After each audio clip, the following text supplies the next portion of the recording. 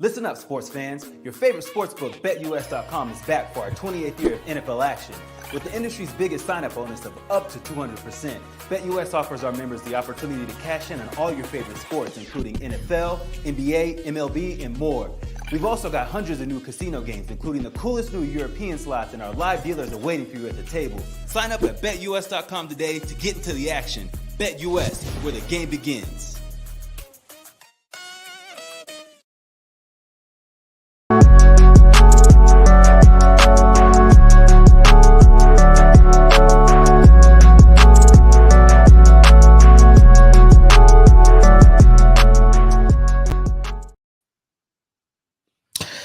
What is going on, everybody? What is going on? And we are live, ladies and gentlemen. We are live for some Darion Hopkins Show. I am your host, Darion of the Darion Hopkins Show, and we are here today, Thursday, June 15th, for another sports topic show.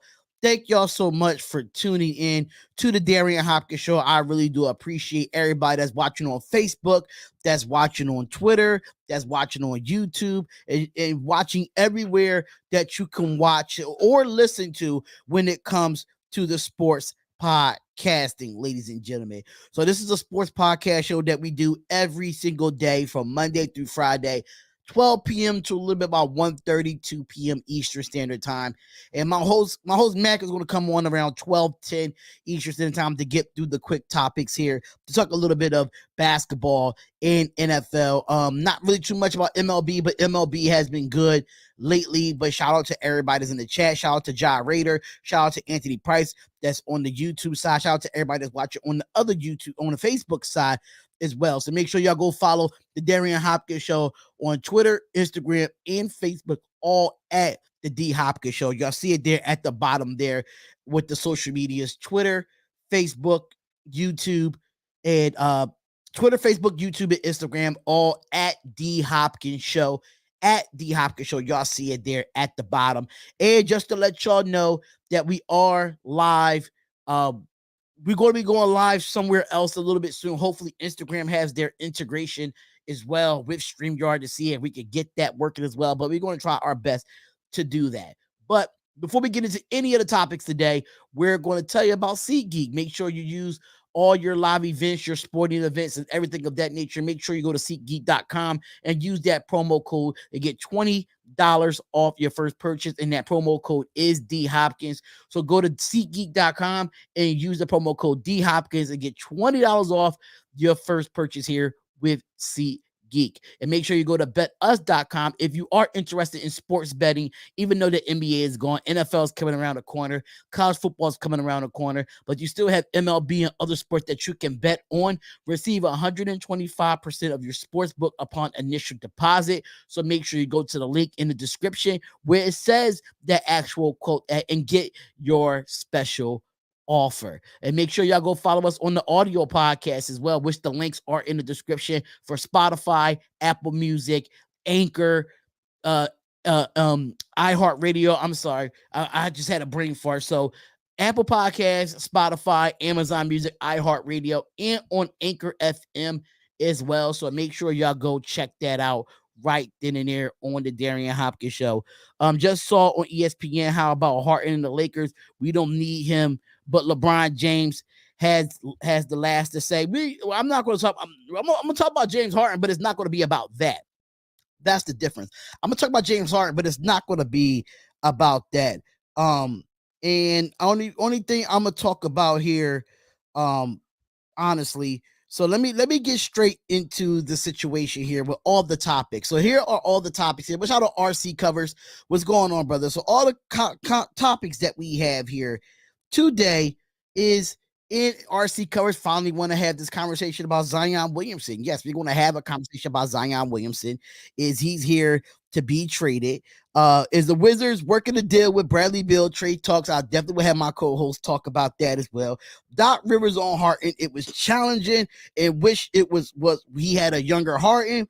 About Karl Anthony Towns saying that after he retires, he feels like that he changed the game. We're going to talk about that as well. Yeah, Zion Williamson. Zion Williamson, not Zion Williams, Zion Williamson.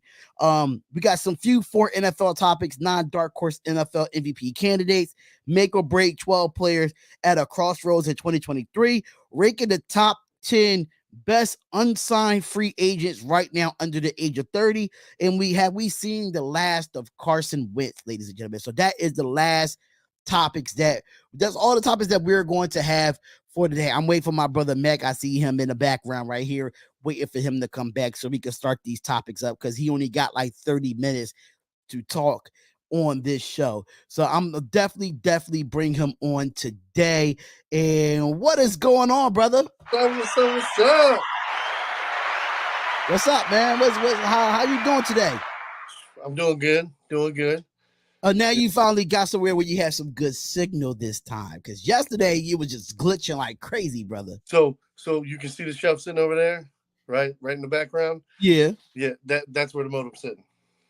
Oh, okay, cool. Bad. So, the router. That's where. The router. Yeah. I could definitely get that, but I'm gonna get into a few topics with you real quickly. And I don't know if you saw the topics in the group chat. So if you want to pick one of those topics, and I think the first topic is going to be about your Washington Wizards. And for sure. Okay, yeah, definitely. Let's start. So let's get down to the nitty gritty then. So the Wizards is looking to have trade talks with teams for Bradley Beal. Now, where do you feel like he will fit if the Wizards decide to trade him? Where would you think he will fit? I mean, here's the thing. Like, any team that's looking for a shooter, check. Anybody who's looking for a guy who's at least going to try to play defense. I'm not going to say Bradley Beal plays good defense, because he doesn't all the time. Right. But he'll at least try. And so, but then here's the other thing is, like, Bradley Beal has so much control over this trade now. Like, I hate it. Because essentially he dictates what they get in return. Right. And that to me is like that's man, that sucks for the Wizards. It sucks for the Wizards. It does. I knew they were moving on from Bradley Beal. I knew they were. They're going to break this team down, and they're pretty much going to try to start over. And yeah, it's going to suck for the next 2 or 3 years, but this is what's needed. We need to stop bringing in, old guys to try to mix with some young draft picks and just keep trying to force it to work. Let's do a complete rebuild. Let's get some young talent and keep building on young talent. Of course. I'll be right back. No, you good. So we gonna get his view on it, but I want to get my view on this. And you know what? I don't mind the young assets of what Mac was just saying when it comes to Bradley Beal. Now, where does he fit? Me personally, yeah, Miami Heat might fit for him, but I don't think the best fit, in my personal opinion, for Bradley Beal, it could be Boston. It could be the Golden State Warriors. I think if you don't keep Klay Thompson, next year, he's on the last year of his contract. And from what I'm hearing and what I'm hearing from sources saying that, Klay Thompson, the Warriors are trying to give him a pay cut and not give him the max. From what sources that I have heard, that Klay Thompson is not going to get the max or the money that he wants. They could probably let, him walk, or you could trade Jordan Poole for a Bradley Beal and get some more other assets with that. In that nature, but I feel like the Golden State Warriors, with the continuity that they have there, you keep Draymond Green. I think you bring in another shooter to help out, even or Klay Thompson's shots is really, really good. Don't get me wrong, but he has declined since his ACL tear and his Achilles tear, and he has not really been the best lately. I'm not saying in past time. I'm saying lately that Klay Thompson's defense has not been up to par like it used to be before the injury, which I could completely understand at the same time. But for me, I feel like when it comes to Bradley Beal going to Golden State, I think he fits better than what Jordan Poole has as of right now, in my opinion. And I just feel like with the Golden State Warriors, it makes a lot of sense. Now, when it comes to the Boston Celtics, that's another story that's another story that we can get into now. The question is Boston really looking? Is Boston really looking to actually elevate and try to get Jaylen Brown this max contract. Now, that's the thing. Now, what makes it even more different about the Boston Celtics is that Bradley Beal and Jason Tatum is from the same city. They're from the same neighborhood. They grew up playing basketball together. So I think if you want to let, Jaylen Brown in a signing trade, you could definitely go trade Jaylen Brown to the Washington Wizards and put some more assets around the Washington Wizards to go get a Bradley Beal. I think it would be a great fit for Boston to go out and get them, knowing that Jason Tatum knows how Bradley Beal plays, and Bradley Beal knows how to play with Jason Tatum, and vice versa. So when it comes down to that situation, I think that actually works in the good things of the Boston Celtics. You can add a Malcolm Brogdon to go over there with the Jaylen Brown to go to the Washington Wizards. I think is a good way to do it. I mean, you got the Philadelphia 76ers that you could trade James Harden to the Washington Wizards for a Bradley Beal, but it's going to have to be more assets, and that means you might have to give up Tyrese Maxey. And as a former Philadelphia 76ers fan, I do not want the 76ers to give up Tyrese Maxey. I just don't want to. I just feel like you could put some other assets in there, but you giving up one of your young star players and Tyrese Maxey to go over to the Washington Wizards with a James Harden, absolutely not. I think you can probably pull it off, but I think you need to leave Tyrese Maxey out of that deal and go out and get some other younger players that you could probably go out and get on this Philadelphia 76ers team. So for me, I mean, it's realistic, but it's not realistic. I just don't want them to add Tyrese Maxey into this trade clause. I think Tyrese Maxey is the future for the Philadelphia 76ers. He's a young Kentucky guard that could probably win an NBA championship with the Philadelphia 76ers if you put other pieces around Joel Embiid and you add Fred VanVleet to that point guard instead of going to get a Bradley Beal. I'll prefer Fred VanVleet in free agency and then instead of going to get a Bradley Beal if you're the Philadelphia 76ers. Yes, I had to stop myself and say a former Philadelphia 76ers fan. I had to stop myself when it comes to that. So for me, I would love to hear y'all comments in the chat.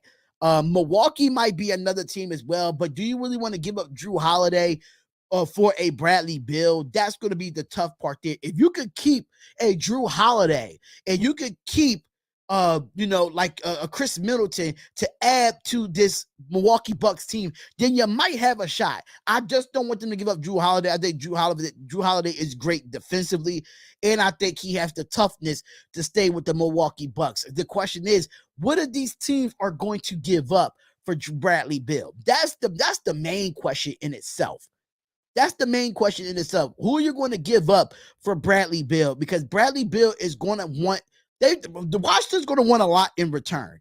They're going to want a lot in return. So for me, you're going to have to add probably a third team in this trade instead of doing just a player swap. You're going to have to add a third team. You're going to have to add multiple draft picks for a guy the way that he's getting paid over in Washington right now. So you're going to have to add draft picks. You're going to have to add young assets and probably a veteran player. It's going to be a 3-team trade. It's going to have to happen that way. I don't see 2 teams getting a deal done for Bradley Beal. If you add a third team, then that might just work for them as well. Now you can say, oh, Bradley Beal to the Lakers. Absolutely not, though. I just don't see the fit there for the Los Angeles Lakers. Now, what if you go to the Memphis Grizzlies if they want, if just saying, if hypothetically, just saying Memphis Grizzlies, if they want to move on from Ja Morant.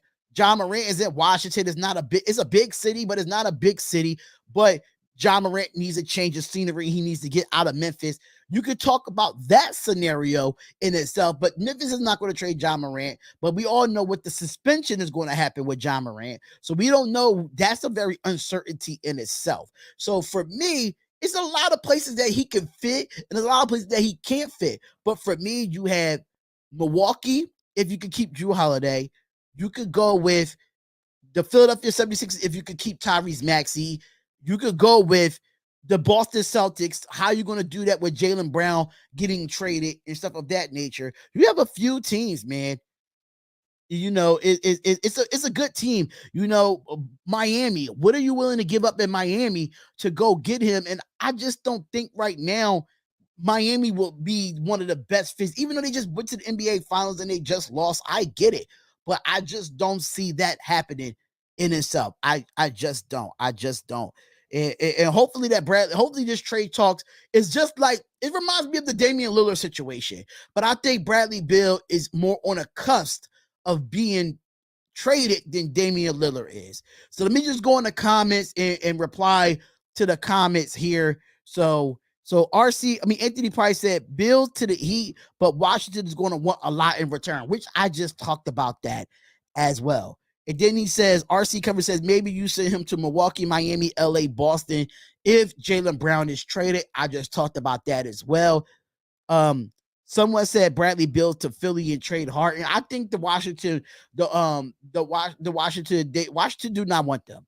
Washington do not want James Harden, and James Harden probably don't want to be in Washington because Washington is not a winning franchise at this moment. And I don't think y'all would want James Harden. I don't think y'all would. Absolutely not. I don't think y'all would. And then RC says that if Boston goes out and get a Brandon Ingram or Karl Anthony Towns and a Bradley Beal to pair with Jason Tatum, assuming Jaylen Brown is out, you might have a Boston big three all over again. You might, but I don't see Karl Anthony Towns leaving the Timberwolves anytime soon. And as far as Brandon Ingram we're going to talk about Zion Williamson. We're going to talk about him. We're going to get into those trade talks as well because I know RC wanted me to talk about it so badly, and they talked about it earlier today, and I want to get into it. He said, I like how you stop yourself from being a former Philly fan. Yes, I am a former Philadelphia 76ers fan, unfortunately. Bill to the Bucks is a good move for Middleton. I mean, if the Wizards can go out and go get Chris Middleton in a trade, only thing about Chris Middleton now I'm concerned about, he has not been the same since his injury either. And I want to know, can he get back to that form and help the Wizards? Anthony Price says they have to trade Hero away if Bill goes there. And I don't want them to trade Tyler Hero. And I think Tyler Hero is one of those guys that he should be a Miami Heat player for a long time. So I get it. D-Hop, Anthony, I don't know if Washington wants Middleton, Portis, or Drew Holiday because they're not young players. But Drew Holiday, and Portis can play at a high level when you see them in the playoffs. When you see them two players in the playoffs, you see that they can play at a high level. They could definitely be great role players. And you know what Drew could do on the defensive side of the ball. So going to go get a Drew Holiday, I don't think the Milwaukee Bucks want to give him up. So that's my question for Milwaukee. What are you willing to give up to go get a Bradley Beal to get you over the hump, to get you back on top of the Eastern Conference? That's a question in itself. That's a good question. So what about Beal to Sacramento, D-Hop? You probably have trade Monk, Herter, and picks, maybe Keegan Murray. Now, I don't want to break up that core. I'm going to be completely honest with you when it comes to the Sacramento Kings. I don't want to break up that core. I feel like that core with Sacramento, they're very young. They got to the playoffs. They played really well against the Golden State Warriors. I do not want to break up that core if you're the Sacramento Kings. I don't want to trade Herter. That's a great shooter behind a three. Malik Monk is definitely a game changer when he comes off the bench. And you're giving up a young Keegan Murray that played really well for his first playoffs in his rookie year with the De'Aaron Fox and Sabonis over there. I think you need to go out and work on your bench a little bit. Probably get a second big man outside of Lynx. I know Lynn is a backup six man for Sabonis, but I still feel like you need to go out and tweak your bench a little bit. But I don't think Sacramento Kings need to go out and get Bradley Beal. I think they're on a cusp of being upper more and trying to, be one of those young and gun teams in the Western Conference. I just don't see Sacramento breaking up that squad. I just don't see it. And Arku said, I like this Kings team. I do too. I like this Kings team as well. So going out and getting a Bradley Beal, I just not a big fan of it. I'm just not a big fan of it. So let's before Matt comes back, I want to get into the next topic real quick. They were so fun to watch this year. Absolutely. They was definitely fun to watch this year. So I completely agree with that. But let's get into Zion Williamson. Because I got a bone to pick with him. I really have a bone with pick to him. My nephew doing the damn thing. Thank you, Unc. I appreciate it, Unc. But is it time for the Pelicans to trade Zion Williamson. And I have to bone to pick with him. I think it's time. I think it's absolutely time to go and trade Zion Williamson. I'm sorry to say that he had all the hype coming out of high school. He had all the hype coming out of college, being at the University of Duke. They said he was the next thing to LeBron James, and he didn't have not lived up to that hype. And I'm going to say when it started. This when the downhill of Zion Williamson happened. When he broke his shoe. When he broke his shoe and he hurt his knee in that Duke game back in, I forgot what year it was, but it was the year that he broke his shoe, he hurt his knee, and he ain't been the same since. He's been overweight. He has not have a great diet. The guy I feel like he doesn't care to play basketball anymore. I think his passion is not there anymore. I understand that he was a generational talent. I get it. I get it 100%. But what has he done for the Pelicans to make them better? He hasn't done nothing to make them better. Don't get me wrong. When he gets on the floor, he's electric. He's big, but he's just not in shape. He's not in shape. He getting porn stars pregnant. He's doing a lot of off the court stuff that he should be putting his energy to on the court. For real, I think if Zion Williamson was on the court in that play-in game, I think the Pelicans would have made the playoffs. And I'm being seriously here, man. Like, I love the talent that the man has. But you're supposed to be the second coming of LeBron James, and you can't even stay in shape like LeBron James. LeBron James is almost 40 years old, and he looks like he's in the best shape of his life. Even though that he did have the ankle injury that helped that kind of worsened him a little bit in the Western Conference Finals, but LeBron James still playing like LeBron James. And Zion Williamson is not that. He's just not the next LeBron James. I'm sorry, yes, is he a generational talent? Yes, when he's healthy, but the best ability is availability. And I think it's time for Zion Williamson to be traded, but my question is this. Who's going to trade for a guy that's not available? So you have to understand that. Zion, my uncle said Zion would be doing pornos for real. He already has his bag. What a damn shame. It is a damn shame. It's a damn shame. And then Arku says Zion is a CAA agent and my cousin has to deal with this. And his cousin works for the agency. I don't really care about what agency he works for. I just want to see him play basketball. That's all I want to do with Zion Williamson. I just want to see him play basketball. I want to see him, be successful. And, and RC says that Zion, Ben Simmons, and Kawhi got me tight right now, all for different reasons, D-Hop. Now, Zion, we all know the reason, and we're talking about him. Ben Simmons, I don't talk about anymore because Ben Simmons is never going to develop. He's going to be a scrub, and he's going to stay a scrub.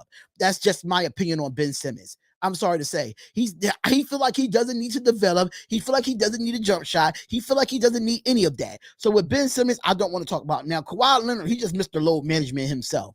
He missed the load management, and then when he do all this load management, he gets hurt in the playoffs. So Kawhi Leonard is on the tail end of his career, in my opinion, when it comes to injuries. Yeah, because Ben Simmons is a bum, absolutely. But with Zion Williamson, if you look at Zion Williamson, he's not eating right. He's always overweight coming into training camps. He's doing all this off the field court stuff, and I feel like the pressure of him being the number 1 overall pick and the pressure of him being the next LeBron James is finally getting to him. It's finally getting to him. He cannot deal with the pressure of being the next generational player in the NBA that's after LeBron James, because we saw Jordan, and then we saw Kobe, and then we see LeBron James. The question is, who's next? Because it ain't Zion Williamson. It's not Zion. It's not Ben. It's not Kawhi Leonard. So who's the next guy coming out of the draft, or the next guy in this league want to come up to take LeBron James' spot as one of the top players in the league? As far as a guard wise, we know Jokic is the best player in the league when it comes to his position. We know that. But we talking about overall. overall, as far as the way LeBron James plays the game, the way Jordan played the game, the way Kobe played the game, who's going to be the next that, or who's going to be the next of themselves? Because Zion is not that. He's not. Zion is not that. And I'm sorry to the Pelican fans. I'm being completely honest with you. Zion Williamson is one of those talents that reminds me of an Anthony Bennett. He reminds me of a Greg Oden when just injuries just hinder his career.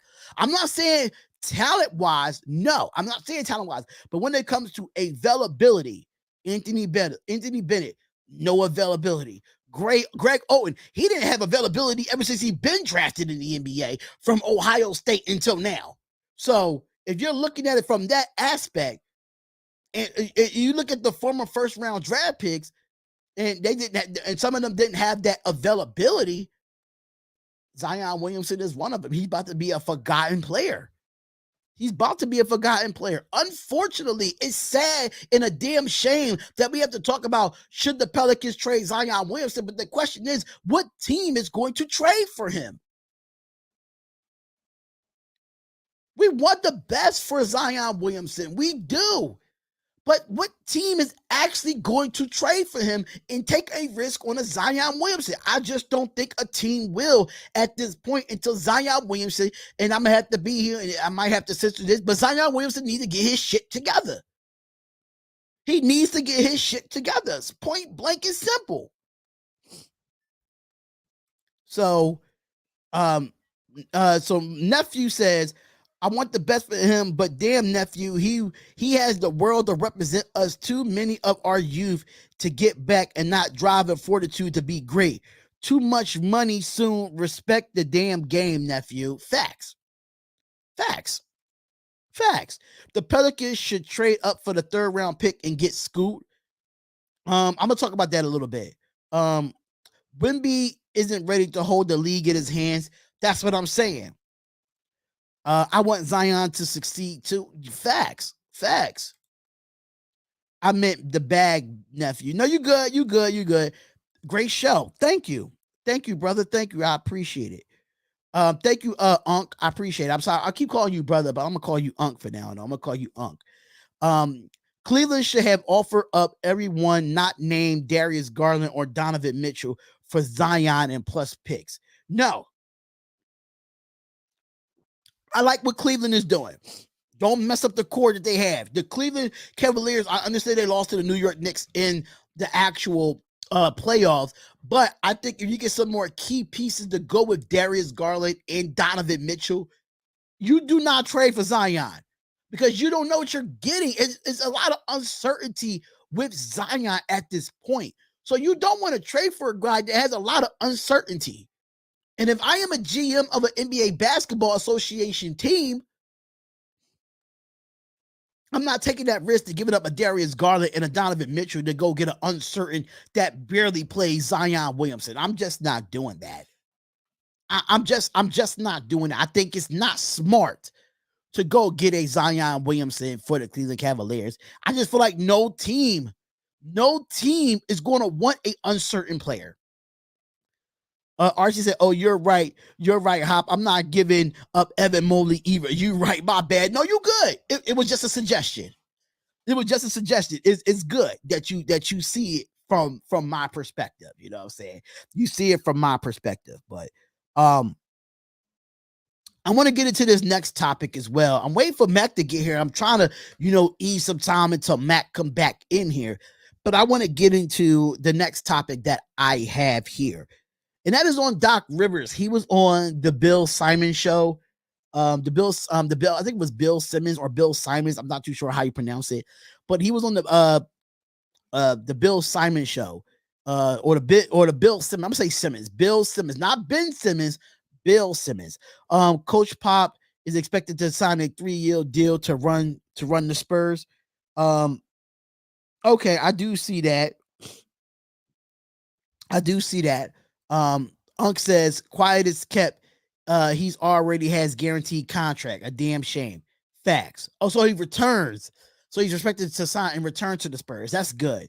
To help out Wemby, that's absolutely good. But Doc Rivers went on the Bill Simmons podcast yesterday, and Doc Rivers said some things about James Harden that I really want to get into in this situation. So Doc Rivers on James Harden on the Bill Simmons show said it was challenging coaching James Harden, and he wished he had a James Harden when he was younger. And according to what I saw on, what I heard on the podcast, he said that Doc Rivers wanted to do things differently than what James Harden wanted to do. I'm going to say this right here and right now. James Harden is a guy that he wants to do things his way. And I think if Doc Rivers would have had a younger James Harden, I think James Harden would have listened to Doc Rivers a little bit more. I think he would have developed his game better if he was under Doc Rivers in his younger years. As of right now, when it comes to James Harden, he's just trying to find his way out of Philadelphia the best way that he could. I don't know if he likes Nick Nurse as the new head coach. I don't know if he likes anything about Philadelphia right now, because from my remembrance, when he was in Brooklyn, he wanted to come to Philadelphia. If I'm not mistaken, and mind you, Doc Rivers was the coach at the time. So is James Harden being a hypocrite here? Because you did not want to get traded to Brooklyn when you was in Houston. You wanted to get traded to Philadelphia because Daryl Morey was there. And now you want out of Philadelphia, and then you throw Doc Rivers under the bus. And now you don't want to be in Philadelphia anymore. So technically, where do you want to be, James Harden? Where do you want to be? Because Doc Rivers said it was challenging to coach you. What you think is going to be challenging for another coach to coach you? Let's be completely real. Even though he averaged a double-double the whole season, I get it. But if you're challenging to be coached, I don't think an NBA team in this league should go after a James Harden if you're going to be challenging and be difficult to be coached. Because you're a former MVP, you're a former scoring champion, you have all these accolades, you feel like you have a right to say something. What is the point of a coach being there if you have the right to think that you are actually a coach and you're not? If Houston goes after him, I think Houston is going to be a cancer, in my opinion. I don't think Ime Udoka is going to be able to handle James Harden the way James Harden wants to play. That's just my personal opinion. I don't think Ime Udoka, I don't think his type of style of play is fit for James Harden. That's just known facts, man. And Daryl Morey loves James Harden. He loves him.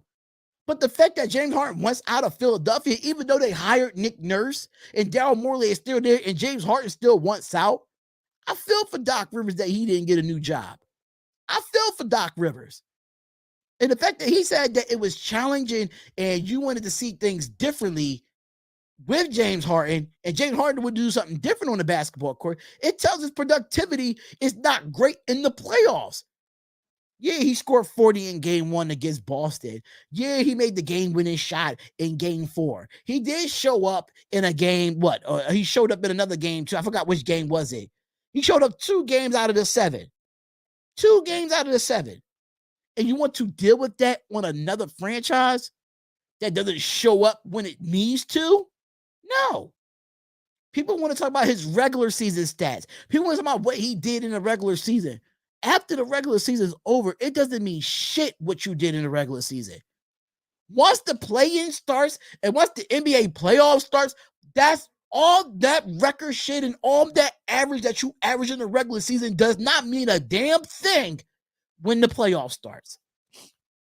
It doesn't mean nothing. It doesn't mean a damn thing. Yeah, you average a double-double in a regular season. Yeah, a bunch of good. You playing against a lot. You playing against almost every team in the NBA. Let's be realistic. Let's be realistic. But I want to get you a quick take real quick, and we're going to go back to a quick take on, is it time for the Pelicans to trade Zion Williamson? I mean, no. I wouldn't trade him. There's no Why not? I mean, why trade him? Why trade him? Because the number one, I just said in the topic, ever since he broke his shoe in Duke and hurt his knee, he has not been the same Zion Williamson even coming into this league. The guy does not have a great diet. The guy is always oversized. He got a porn star pregnant, and he's not playing on the court. The best ability is availability. So trade. Why is he there? He's getting all this guarantee money to do what? I mean, like I said, he's still young enough to where, you know, he still can attribute.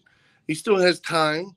And especially, like you said, if he does get his confidence back, you know how, like, foolish, because to me, it'd be like the Pelicans did it again. They did it again. Like, you know what I mean? You get somebody that's really good, you get them in their prime, and you have them for a few years, and it's like, oh, they can't drag our team to the playoffs and finals and win us anything, so let's just get rid of them. It's like, so what? You're just going to do it all over again? You're going to go get somebody in the draft in a couple of years because you have a real high pick, because your team stinks. Like, I mean, bro, let's see what he can do. Let's see what he can do. I want to see him play a full season healthy. I just don't see that, man. Again, like I said, if he gets injured, if he's playing like crap, you know what I mean? Like by November. The man doesn't even like to stay in shape. November, give the man till November. That's all I'm saying. Give him to November. If he ain't doing shit by November, then yes, I absolutely trade his ass. Get him out of there. But the whole thing is like coming off an injury, you know what I mean? Like, especially, you got a whole summer to rehab. It could be the chance that, and the change that needed to happen. I'm going to be completely honest with you. He has more energy getting porn star pregnant than have more energy than playing basketball. I mean, I'm sure he wasn't doing shit but sitting there. He was doing. I mean, you had a whole hamstring injury. You know, when you're having sex, them hamstring injuries happen. You know that. You pull it, you pull something, or you get a cramp in them hamstrings. You had kids. You know. You know about that. Come on, man. Let's be real. I guess I'll say, I'm one of them lucky guys that, I can sit back and relax and put my hands behind my head sometimes. You know what? Listen, we ain't get too deep in that. But I'm just saying, when it comes to it, you had a hamstring injury, which Zion had. But yeah. I'm just saying, you had a hamstring injury that you couldn't recoup, but you was able to get a porn star pregnant. It's crazy. I mean, it's crazy to me. Yeah, no, for sure. I completely understand where you're coming from, and I mean, like I said, I feel the same way, in a lot of senses. But the whole thing is, again, like, we're not talking about a 32-year-old Zion Williams. I get it, but you see, I don't even know. Can somebody look up in the chat how many games that Zion Williamson has played since he came to the NBA? I want to be completely. I don't think he even played a full season. Like, I don't think he played a full season since he came here. So that's what I'm nervous about. I think he's played one full season. One full season. And this is supposed to be, mind you, all the hype that he had coming out of high school, coming out of college, and coming to the NBA, supposed to be the next generational talent to LeBron James. All that pressure he just couldn't handle. I mean, I wouldn't even say he couldn't handle it. Or maybe it's like they put two big britches on his ass and didn't want to realize that, you have to grow up in this league. You're talking about Michael Jordan had to grow up in the league, and he literally had to change his game and win. To win. Michael Jordan was available though. That's the thing. Like, he was available on the court. But that's what I'm saying. There's only a handful of Michaels. There's only a handful. It's Michael. It's Kobe. It's LeBron. You know what I'm saying? Like, pretty much in that motherfucking order. There's supposed to be Zion after LeBron. Look, I mean, dude, that's rough. You know that. We've been watching Zion since high school, his sophomore year in high school. So he played 114 games in 4 seasons. See, that's where I'm at. Like, personally, that's what upsets me about it, because it's like, I didn't think Zion Williams was going to be like, I didn't think he was going to be the next LeBron.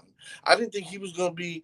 I thought he was going to be more Barkley than anybody. You know what I mean? Like, he's going to play tough. He's going to play low. He's got a big boy and a big body. Like, shit. I mean, that's why I'm just like, I think a lot of people just reached on him. They reached on their expectations. And sometimes it pans out to be really good. But in this case, like, yeah, he's good, but he's not great. Now, if he had a great work ethic, I think he'd be fucking phenomenal. And that's what needs to change. Well, now you a baby daddy. Now you a baby daddy. She gonna get that check. She got the bag. She secured the bag. Now guess what you gonna have to do? You gonna have to secure a bigger bag. Mm-hmm. Because so now you won't need half. to get out on that court to earn all that guaranteed money you need, bro. So, bro, you need to be in the gym. You need to be in the motherfucking gym, putting up shots, motherfucker. If you ain't put up 1,000 shots a day, you ain't doing shit. Like, I mean, seriously, bro. Seriously, bro. It ain't that motherfucking hard. I can put up 1,000 shots in a couple hours, and you tell me that's what you do for a living? You know what I mean? Like, come on, bro. Let's get it. Let's get it. Fuck, let's do. Come on. I mean, do 100 suicides a day. You do 100 suicides a day. Get that shit moving. Knock the rust off them motherfuckers. You know what I mean? Get them joints and ligaments going. Motherfucker, if it hurts that bad, do it in the pool. Do suicides in the motherfucking pool. I don't know what to tell you, but there's answers to every motherfucking problem. And it's whether you want to find an answer or you know what I mean, you want to find another excuse. It's all about what you're trying to do as a player. Me personally, like I said, I mean, I'm a tall motherfucker, but if I could jump, you know what I'm saying, bro, I'd love to be playing in that motherfucking position. Great. I'd be shooting and working my ass off. Hell, but I was never that damn good. I just wasn't, especially, you know what I mean? Like, I was a cross between everything. I could do a little sprinkle here and a little sprinkle here, but I just, you know what I mean? Like, I wasn't that damn talented. I'm a big-ass white dude. My aunt was like, nephew, don't let me come on your show. I will act up. Not on y'all, but what a gift. Take advantage, but that's from a true OG. Talk to him, Unc. Talk to him, Unc. So look, even RC cover says even Luka is trimming down. Zion could definitely go for a trim down. Apparently, getting freaky ain't helping his physical shape. Stay out of Wendy's and McDonald's drive-through line. No, he needs to stay off that New Orleans gumbo. That's what he needs to leave alone. Leave that New Orleans gumbo alone, brother. Look, man, like I said, from one big dude to another big dude, sometimes you just gonna be a big motherfucker. I mean, it is what it is. But I don't mind you being a big motherfucker, but you got to change your diet some way, somehow. You got to at least be stocky. Don't be, you know, you can be 260, 270 and it could be muscle. You don't want to be 270, 280, 290 and it's just fat. You get what I'm saying? Oh, no, for sure. I mean, I'm agreeing with you there. But like I said, to me, in a sense, like, you know, some dudes are just built the way they're built. But the problem is, like, can you step it up to bring your game up? Yes, to elevate yourself. Shots. You're gonna get better with your acceleration, your de-acceleration, your cuts. That's what them suicides are about. Suicides ain't just about stamina. You know, that's the mind trick to make you think, oh yeah, there's stamina. No, every time you cut, don't cheat yourself. Get down there, touch that line. Facts. Because you got the ball and you're dribbling. Where's that ball at? That ball is down here by the ground when you're cutting.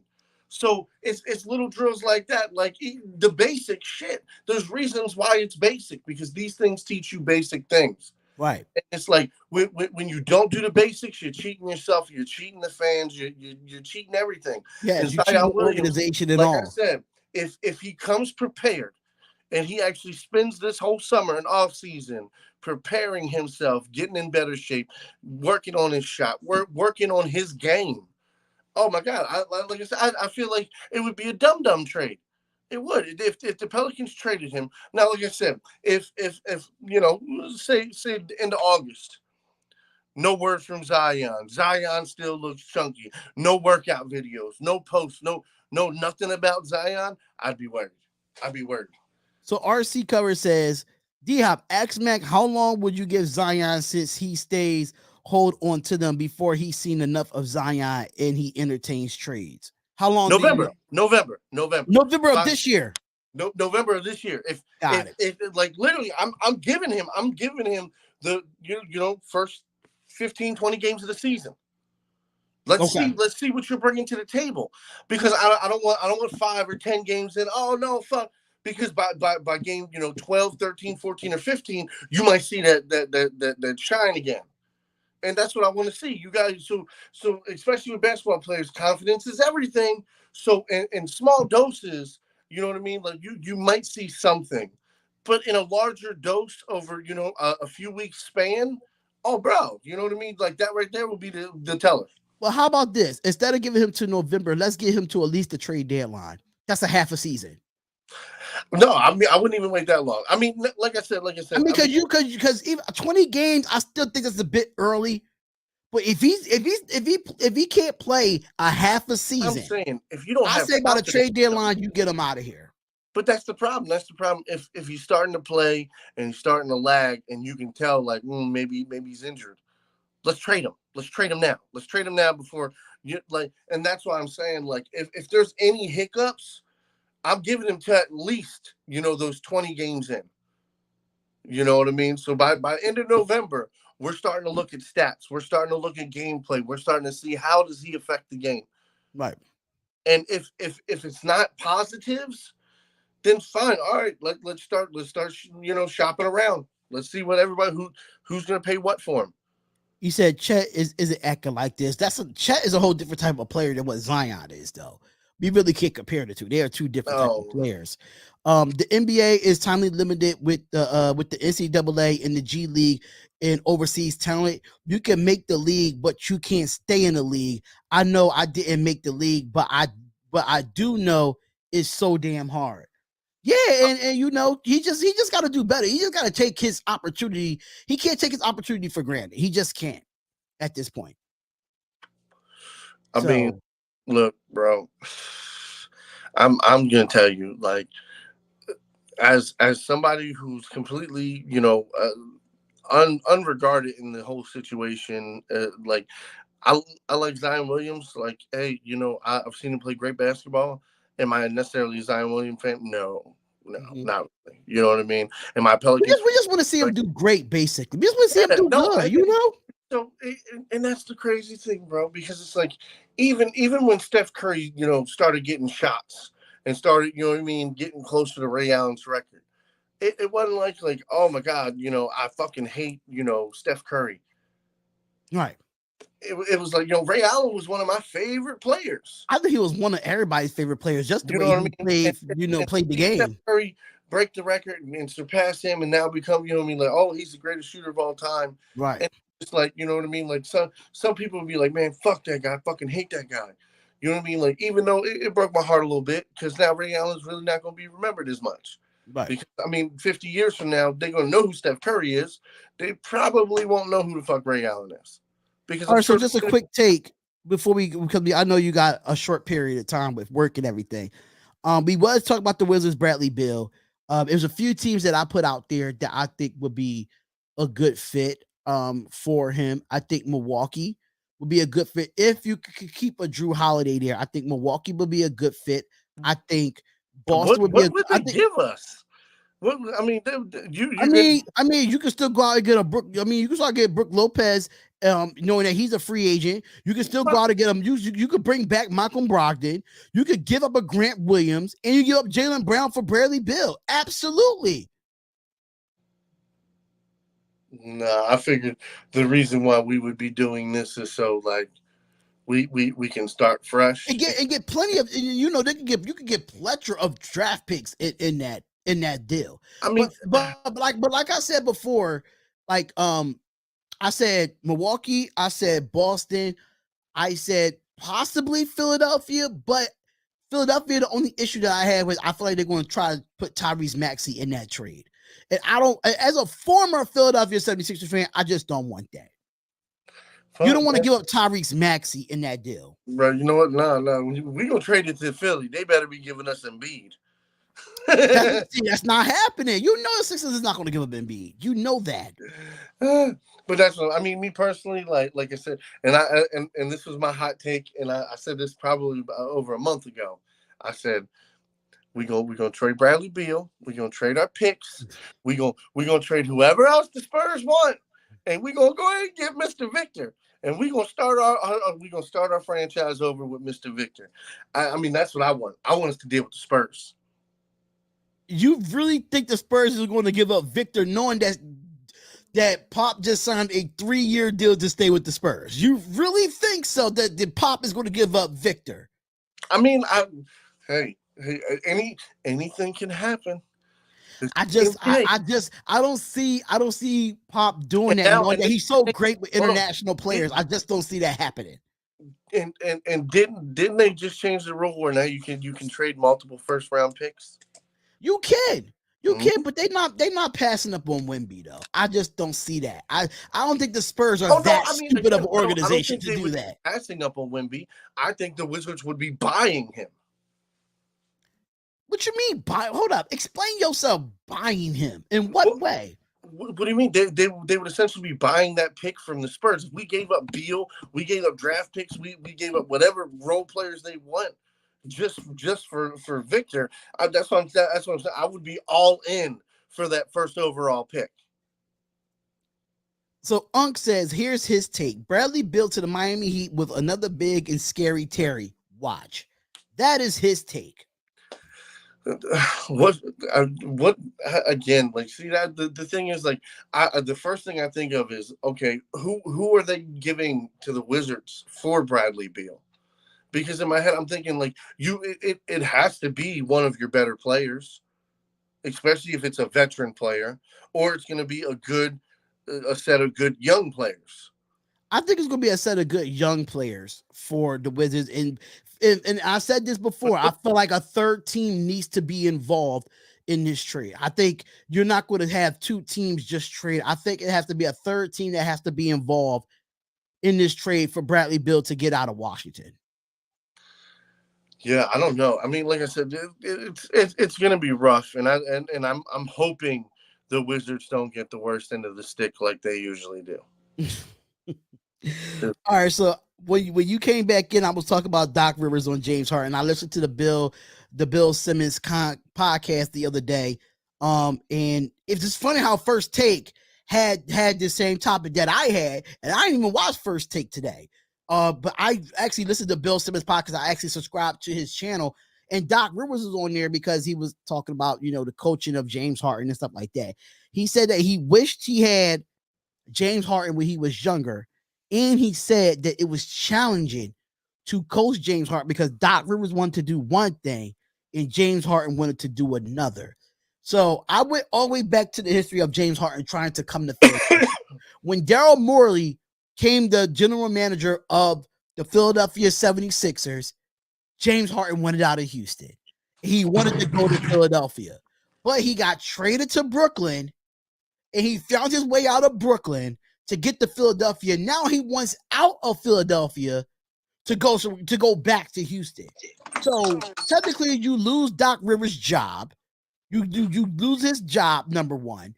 Number two, you wanted to go somewhere and thought you can win, and you didn't win. You didn't do nothing against the Boston Celtics. And I was saying, when it comes to James Harden, if Doc Rivers said it was challenging to coach you right now, why you want to go anywhere else and it's going to be challenging for any other coach in the NBA? I'm confused. It don't make sense. Like, I mean, why would anybody put themselves in that predicament with James Harden?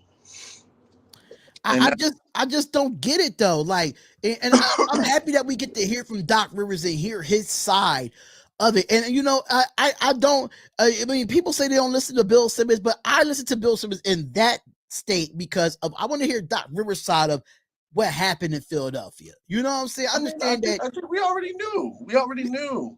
Doc Rivers was doing his best to try to put the team that they gave him out there. And he tried to set guidelines. He tried to set up a system. And when you got one of the main guys who are implementing that system doesn't want to work with you and doesn't want to do anything, I mean, shit. Zach Lowe and Brian Doc Windhorst are Rivers the best ones. Harden is a coach killer. Agreed. Yeah, for sure. JJ Reddick too. JJ Reddick do have a great podcast, but I just wanted to hear Doc Rivers talk about James Harden on the Bill Simmons podcast. Very good friends with A.B. Bradley. Doc was tough. I have some insight, Neff. Okay, you have some insight. I know that Doc Rivers is a tough coach. I know that he is. But I feel like James Harden was that type of player that he's going to do what he wants and not listen to Doc Rivers. That's just what it was. And the fact that he said that he was challenging, and I've said this before, if he tried to go back to Houston, Udoka is not going to put up with that shit. He's just not. And you know from being a Boston Celtics fan as well, you saw Udoka don't play that shit with Boston. He's not going there. He's definitely not going there. Like, that's what I can promise you. Like, this is not James Harden's world. Right. It's not. It's no longer James Harden's world. Absolutely. It's not. Bro, first off, you're not going to command what you think you're going to command. Secondly, on any major contending teams, you're fourth, fifth wheel, maybe even sixth wheel. Right. You're not a focal point. And on a lot of teams, with most of the coaches now, especially, actually being able to coach and not just, kissing players' asses, you're going to get told what to do. And when you don't do what you're told to do, you're going to get your ass sat on the bench. Facts. Because when you don't make $20, $30 million a year, your opinions don't matter. Absolutely, man. So I just don't see James. I'm happy to hear what Doc Rivers had to say about it and get our clarification about how he felt about James Harden. But do you think that if Doc Rivers would have had a younger James Harden, do you think it would be different? Do you really think it would be different if he had a younger James Harden that he was able to coach? Not much of a difference. Not much. Enough to where you could notice, but I don't think it would have been like night and day. Like, oh my God. Like now if we're talking about like young Harden, like, Oklahoma City Harden, possibly. You're talking about, almost up to par on defense, and then you're talking about a guy who was lights out. He was lights out, whether it be he going to the cup, mid range, or the 3-point. Like he was a bucket. Okay. That's why I'm surprised. Like, shit, if I was Oklahoma City, I would have got rid of Westbrook and kept Durant and fucking Harden. Which is that's why I called. That's why. What did I call? I called Harden. If he goes somewhere, it'll probably be like Phoenix. Like, and I don't see him in Phoenix either. I don't see him in Phoenix because Frank Vogel is a defensive guy and Harden doesn't play defense. So I just don't see that chemistry there. That's why I'm saying I think it's going to be challenging no matter where he goes. And it's going to be stern coaches that's not going to put up with the type of player that James Harden is as of today. Yeah, no, and I mean, agreed. But somebody like Frank Vogel can work with Harden because he can run zone defense. And he can make up for Harden's lack of defense. Like, okay, James, you've got 6 feet right here. That's the only 6 feet you got to guard. Once he gets past you there, let him go. So somebody else will step up. But if anybody comes in this 6 feet or near you on the 3-point line or mid-range, all I want you to do is put your hand up. Put your hand up and contest. That's it. Just put your hand up. You ain't got to jump, motherfucker. Just put your hand up. And I mean, seriously, if you're willing and the guys are willing to work around his defense, and you got guys that love playing defense and don't mind him, and like I said, that would be one of those teams. Get rid of Aiden and get you a big man that plays defense. Facts. You know what I'm saying? Like, even if he's not the best scorer, shoot Andre Drummond. Go get Andre Drummond. He's gonna get them rebounds. He's gonna get the rebounds, and he's gonna play defense. That's one thing about Andre Drummond. And you telling me you got Durant, Booker, and Harden? Shit. Facts. Absolutely. I mean, bro, even if Harden jacks up some bad threes, you got Drummond in the paint, or you got a big boy in the fucking paint. All right, so let's get to the next topic here, but I want to read some of these context, these comments here. They said early Harden accept the 6-man role to success when at the time he was a 6-man coming off of the OKC Thunder. Trading Harden at that time was a mistake for OKC. I'm keeping it a buck here, and that's coming from an OKC fan. Neff, we're going to do the damn thing on my show. I got to figure out a time and a date because I know I got another podcast to do later on tonight. Oh, and man, I'm do jelly. Podcast I'm jelly now. Now I'm all jelly over here. Okay. Harden is the ultimate stat stuffer, kind of like Westbrook, but both dudes always been about numbers. But at least with Russ, you can say that he has heart. That you have a right to that. I mean, Russell Westbrook. I think me personally, Russell Westbrook played with more enthusiasm and energy, and Yeah, he but that's like he because he wants was to trying to get win, triple unlike doubles. Harden. That's all because he's fishing for triple doubles. He's stealing the ball out of the fucking center's hand to try to take the rebound. He you know what I mean, forcing the ball to come to him to try to throw bad passes to make an assist. Again, him trying to stat stuff is literally what fucks the game up. Play with the game. That's why Jokic does it naturally. He can get natural triple doubles because he's not forcing. He's letting the game come to him. And I think if Westbrook, I want to call him Westbrook every time, but uh, what he brings is a little different because I understand he's a small guy trying to do it all, but that's the whole thing. Like when you play a complete team game, it's a whole different ball game, man. So But that's all the time I got for today. I got to get off of here. I just want to get this last quick topic out and get your thoughts on it. When Karl Anthony Towns said that when he retires, he feels like he changed the game, and this is what he quoted real quick. He said, "I feel like when my time is up and I retire and put the shoes up, I feel like there's going to be people who are going to say that I changed the game." According to Anthony Towns, that's during an appearance on the Patrick Beverly podcast, and I'm going to be very appreciative of that.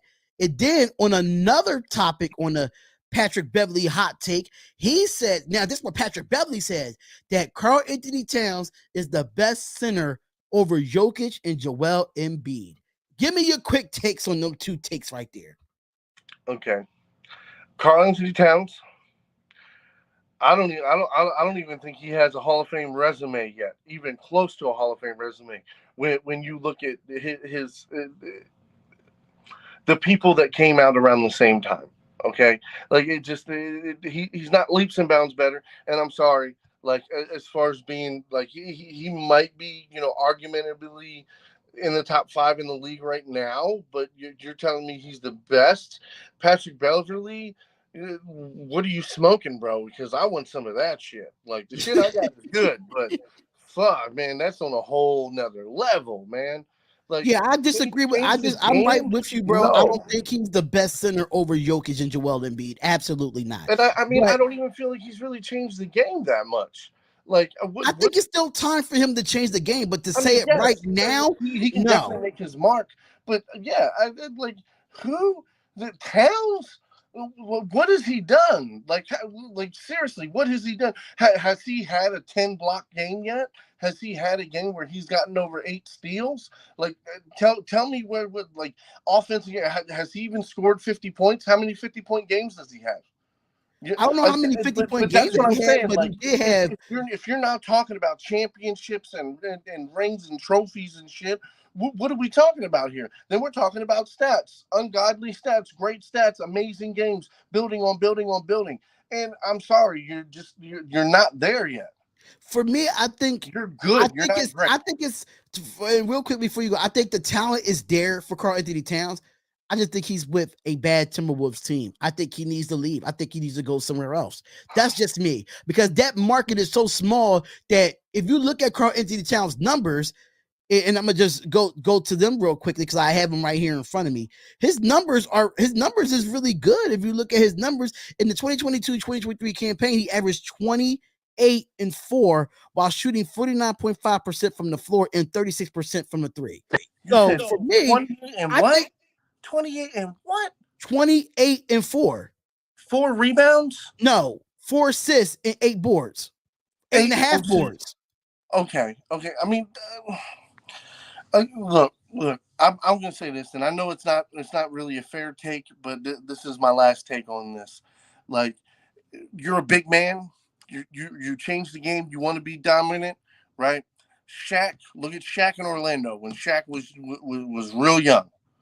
Okay, until you have that type of indent on the game, and no matter what team you're dragging them to the motherfucking playoffs, and you at least win in the motherfucking playoffs, and then we can really start talking about something. Now, again, I'm not going to say that the guys that Shaq had weren't good, but who else was great until they got Penny? and then even Penny's career was, you know what I mean, cut short. Right. But let's be honest, how many great players did he play with in Orlando? None. None of them were great. They're just a lot of good fucking guys. So Anthony Towns, like you want top dog, you want to change the motherfucking game, then win in a dominant fashion. You win on offense, win on defense. Make it a point then. Make it a point. Like, you want to change the game, then make it a point to change the game. Let it That's be true too. And he has to stay healthy because he did miss a lot of the game, a lot of the season through injury as well. He has to stay healthy. That's my take. Absolutely. Peace out. Have a good rest of the show. Absolutely. And I agree with Mac 100%, man. I agree with Mac 100%. I feel like I think he needs to get out of Minnesota.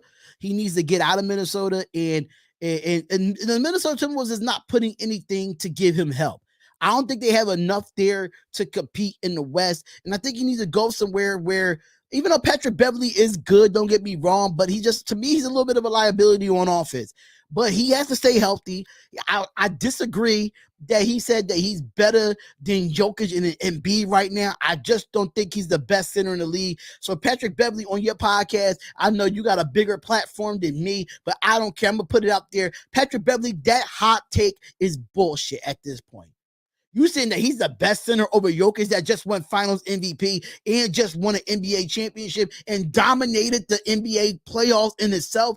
You cannot say that right now. For Embiid, you could probably make an argument because of what Embiid has done, but Embiid is an MVP in this league.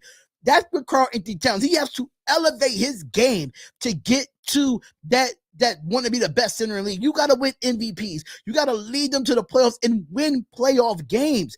But at the same time, the organization for the Minnesota Timberwolves have to help Karl-Anthony Towns get to that next level. And I'm going to be completely honest, they're not making any moves right now to get to that next level.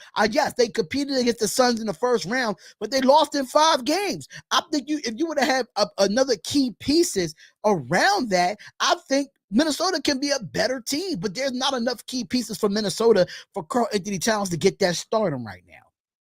Just for me.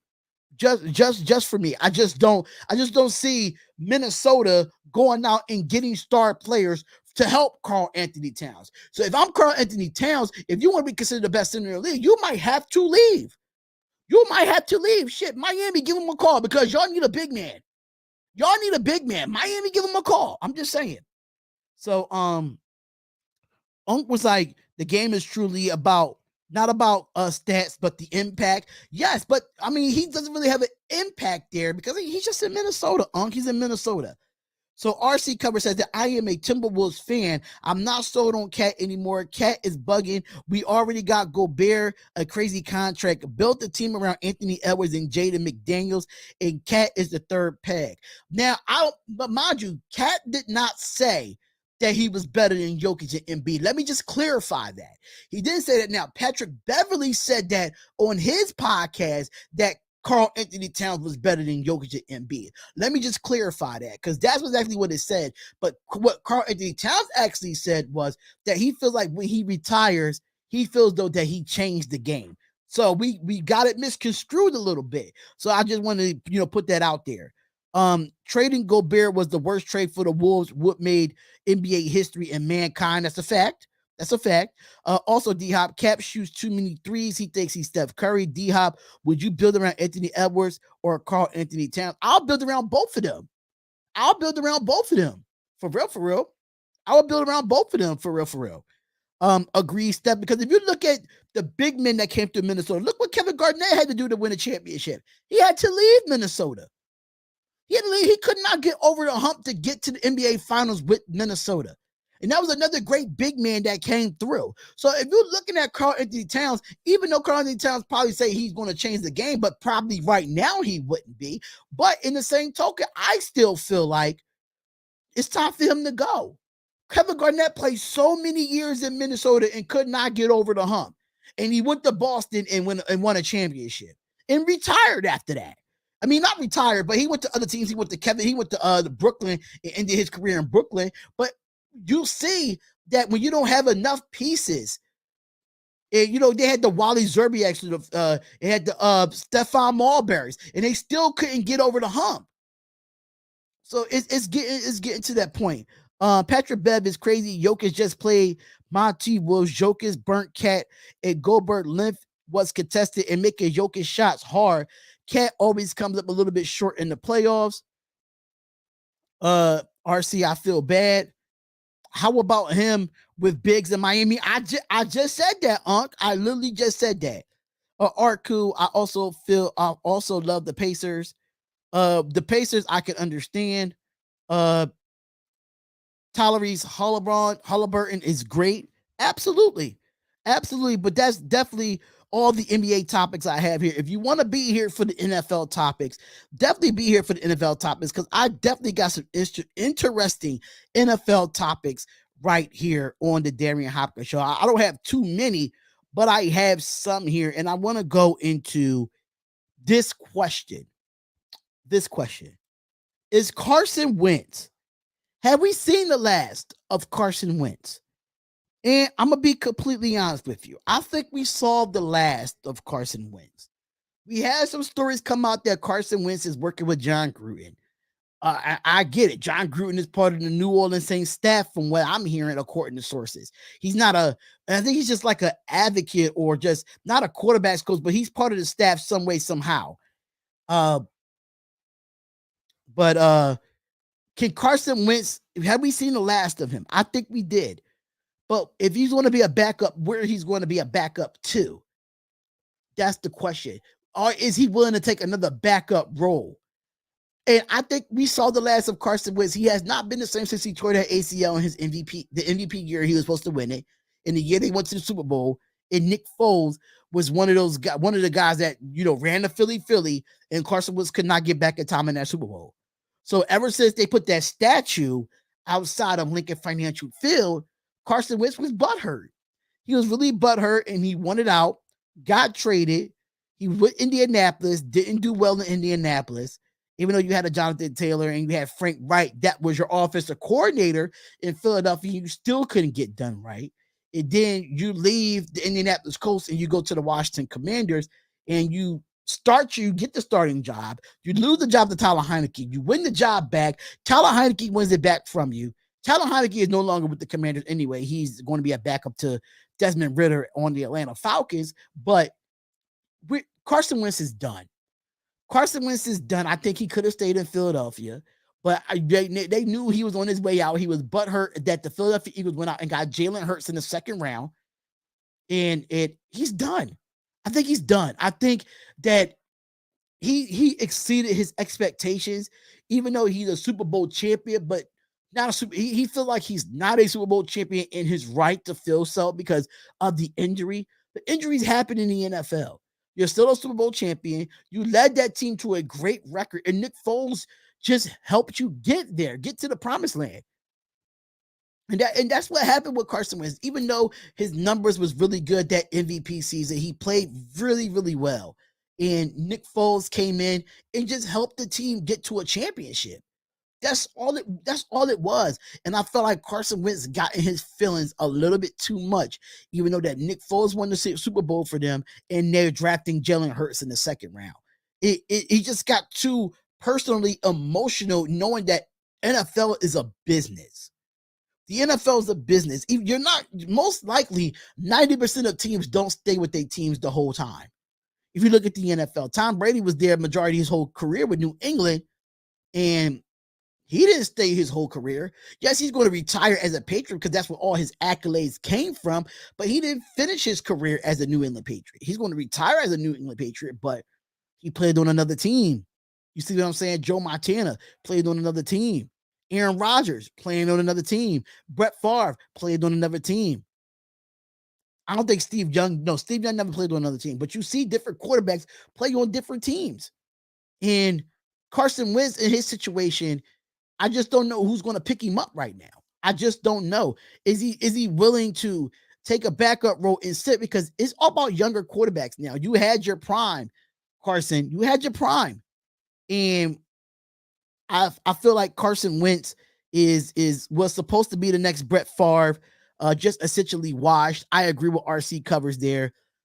Zach Wilson has a better chance to find his resurgence learning under Aaron Rodgers. Now we have to see if that's actually true first, RC covers, and I'm gonna tell you why. Because we got to see if Jordan Love learned a lot from Aaron Rodgers in Green Bay, and we finally get to see that this year. But for Carson Wentz, he needs to be under a quarterback, a veteran quarterback that can give him that motivation and that positivity, give him that confidence back to be back in his league. But me personally, I feel that Carson Wentz is absolutely done in the NFL. I think he needs to go into commentary, or he needs to go and play in the CFL or the XFL. But I think Carson Wentz is done, man. I really think he's done. It's just really hard for a team to pick him up right now.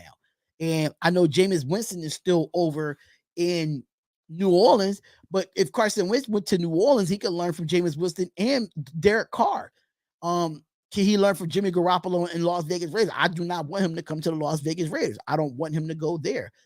I mean, can he go to Carolina and help Bryce Young? I just don't see that happening. They're not going to. The Carolina Panthers just not going to move up to number 1 overall spot just to bench Bryce Young. That's just not going to happen. He can't go back to Indianapolis because they have their future in Anthony Richardson. He cannot go to the Houston Texans and he can't sit behind a CJ Stroud. CJ Stroud is going to start for the Houston Texans. If you look at the quarterback situation in the San Francisco 49ers, Brock Purdy and Trey Lance, they young quarterbacks. That's what I'm saying. It's so many teams that have a future with their quarterbacks. It's really hard for Carson Wentz to get back in the league. But the fact that he probably could get some workouts, teams could probably take a look at him and see what they say. And see what they say about him. But Carson Wentz is just, I don't think he's coming back into the league in my personal opinion there when it comes to Carson Wentz. So let's get to some other NFL topics that I have here when it comes to that. Darion, do you want Carson Wentz on the Raiders? I bet you don't. No, I do not. I do not. I do not. Depressed Celtics fan. What's going on, depressed Celtics fan? Do you think Sam Darnold could win with the 49ers if he wins the starting job? You know what? I wouldn't be surprised if Sam Darnold can win. Because if you look at Kyle Shanahan's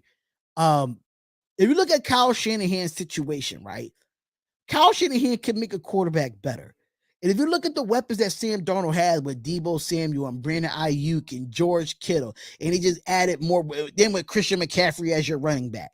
Know that Sam Darnold know Christian McCaffrey very well from back being in Carolina at some point, but it's a possibility. But I don't think Sam Darnold's going to win the job over Trey Lance and Brock Purdy. I just don't see him winning the starting job. But is it a possibility? Sure.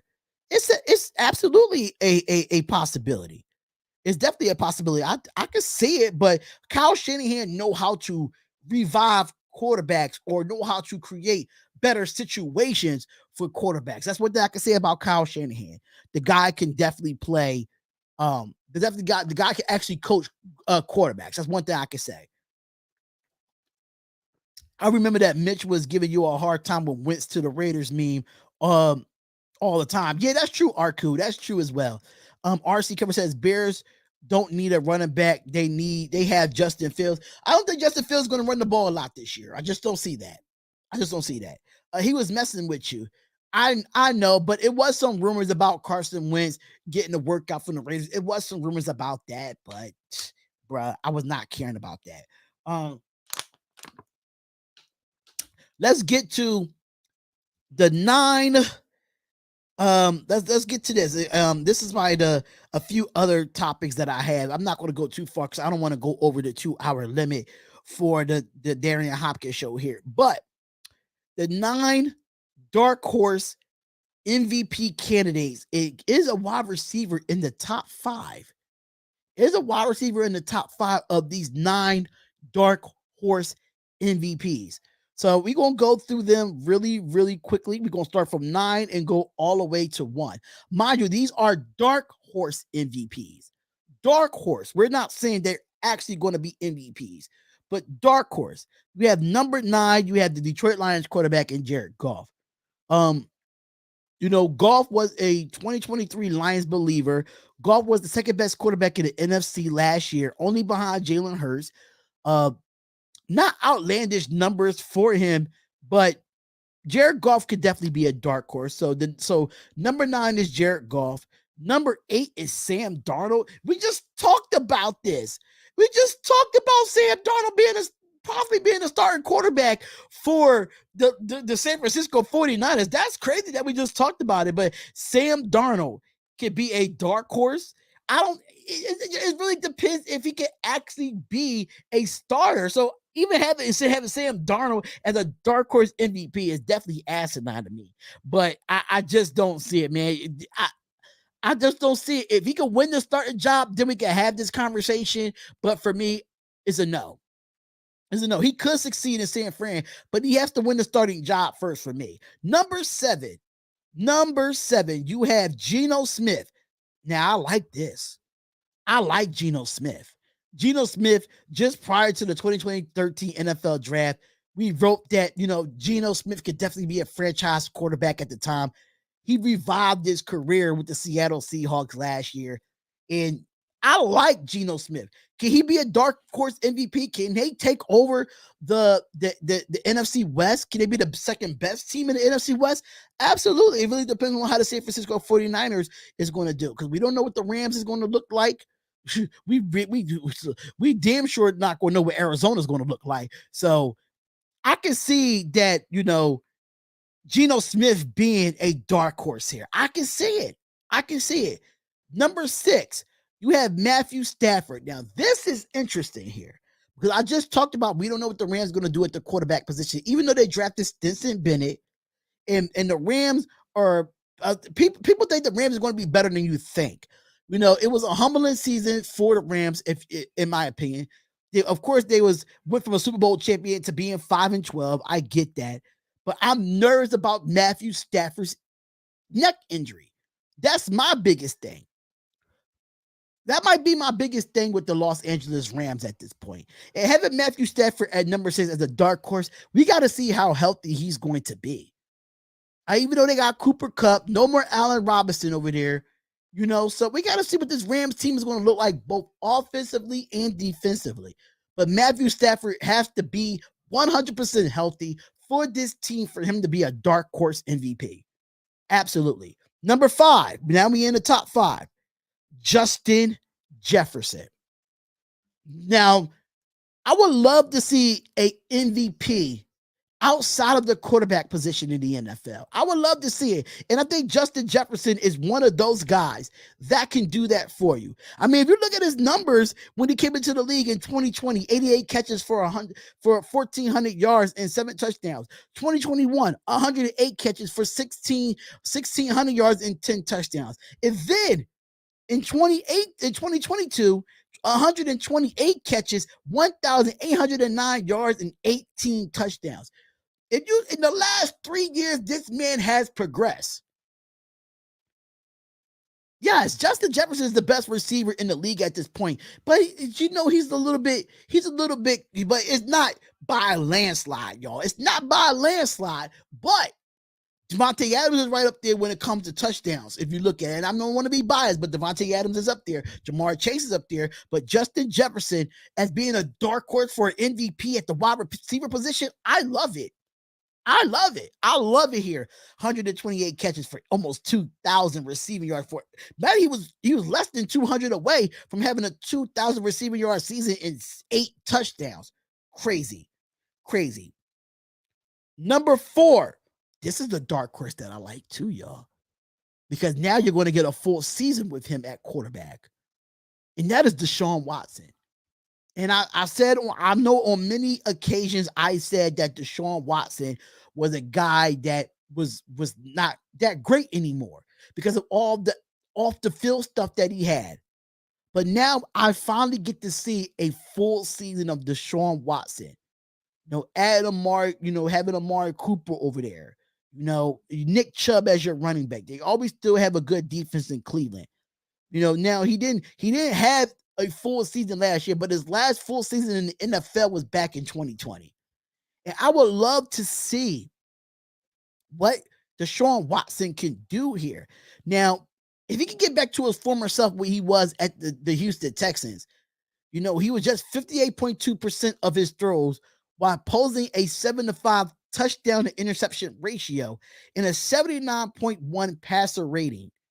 His last year's struggles wasn't unexpected. He was gone from the league for 23 months without playing an actual real game. And for me, coming into year 2 in Cleveland, I think he could be a dark horse here. I really, really think so. Number 3, Tua Tagovailoa. I'm very skeptical. I'm on a fence with this one here. I'm on the fence. Tua Tagovailoa as your number 3 dark horse MVP. Dark horse. Now, the best ability is availability when it comes to his situation. The best ability is availability. So in the 4th year of the signal caller for Tua Tagovailoa, I have to say this, that, his injury history is the reason why I won't make him a dark horse. But in year 1 under Mike Daniels, before the injury, Tua Tagovailoa was having a good year. Let's just keep it real. Tua Tagovailoa was having a good year. He was having a great year. He still has Tyreek Hill. He still has Jalen Waddle. He doesn't have Gesicki anymore, but he's going to be under a consistent offensive coaching in Mike McDaniels, which that was the 49ers former offensive coordinator at that time. So for me, Tua Tagovailoa at number 3, I think is a really high situation here, but it's kind of skeptical. Number 2. I'm tired of talking about this guy because Raiders fans is going to be pissed off about this. They saying Derek Carr is a dark horse MVP for the New Orleans Saints. Oh my God. So, I understand that Derek Carr is having a lot of weapons in New Orleans. I think he could be a dark horse. He has a good offensive line. He has a running back at Alvin Kamara, but we don't know how long that suspension is going to be. It's still uncertain at this point. He has a good defense on his side now. I just have to see if he could be a dark horse. I really got to see more games out of Derek Carr when it comes to the New Orleans Saints. We already know what he done with the Raiders. I think he reached his ceiling with the Raiders. I think with Chris Olave and Michael Thomas being 100% healthy, I can see Derek Carr being a dark horse MVP. Do I say will he be in the MVP race? No, he will not be in the MVP race. But as a dark horse, and we're looking at what the team that he has right now, it's a possibility that he could be a dark horse. It's a possibility. I'm tired of talking about Derek Carr, but I'm kind of surprised that he was on this list as a dark horse. But hey, I like it. I like it. And number 1, ladies and gentlemen, I can't believe this is number 1. Now, Arku, I hope that you still in the chat for this one. Dak Prescott is the number 1 dark horse MVP on this list. I completely disagree with this right here. Even though that Mike McCarthy is going to be calling the offensive plays here, I don't see a difference. I don't see Dak Prescott being a dark horse MVP. You know why? He has to get his turnovers together. He has to win playoff games. He has to get past the wild card or the divisional round. It's a lot of things that Dak Prescott has to do for him to be a dark horse MVP. But I don't see him being a dark horse MVP as of right now. Don't get me wrong, the numbers been good. And he's been injured too with the broken ankle and the broken hand. Arku, I don't know if you agree to disagree with this, but I don't agree with it. I don't think Dak Prescott is the number 1 dark horse in my opinion. I just don't think so. I really, really don't think so. But I want to thank y'all for tuning in to another episode of the Darion Hopkins Show, man. It's been a great, great show having Mac on, talking about the NBA, giving y'all a few NFL topics here. We will have more NFL topics tomorrow on Friday's show of the Darion Hopkins Show. Thank y'all so much for tuning in, man. Make sure you comment, like, and subscribe to the YouTube channel. The YouTube channel is the Darion Hopkins Show. Make sure y'all search that on the YouTube channel and come over and subscribe to the channel and turn them notification bells on. Make sure you follow me on other social medias, which is Facebook, Twitter, and Instagram, all at D Hopkins Show. All at D Hopkins Show. Make sure you check us out on the audio podcast of the Darion Hopkins Show. If you missed the actual live show, you can have a Darion Hopkins Show on Apple Podcasts, Spotify, Amazon Music, and iHeartRadio. Make sure you go check us out there. D Hop Nation t-shirts are now available. The link is in the description. I'm sorry. The link is definitely in the description. D Hop Nation t-shirts are now available. I'm sorry. I missed it. Sorry. Interview. No, you good. You good, Terry. You good, Terry. You absolutely good. But make sure y'all comment, like, and subscribe to the channel, man. Make sure you go to SeatGeek.com if you want to go to basketball games, NFL, college, sports, even anything of that nature. Make sure you go to SeatGeek.com and use the promo code DHopkins and get $20 off your first purchase. And go to BetUs.com if you want to use the link in the description to play in the casinos, or you want to bet on sports betting. Make sure you receive 125% of your sports book upon the initial deposit. Make sure you go to BetUs.com and the link is in the description. But thank y'all so much for tuning in to another episode of the Darion Hopkins Show. I am Darion of the Darion Hopkins Show. Thank you for everybody for being in the chat, and thank you, Mac, for coming on during your time and being a co-host with me for the short time that you was able to be on. Thank y'all so much, man. Peace, love, and blessings, and I will see y'all Friday, tomorrow, June 16th, for another episode of the Darion Hopkins Show. Peace, love, and blessings, and we out.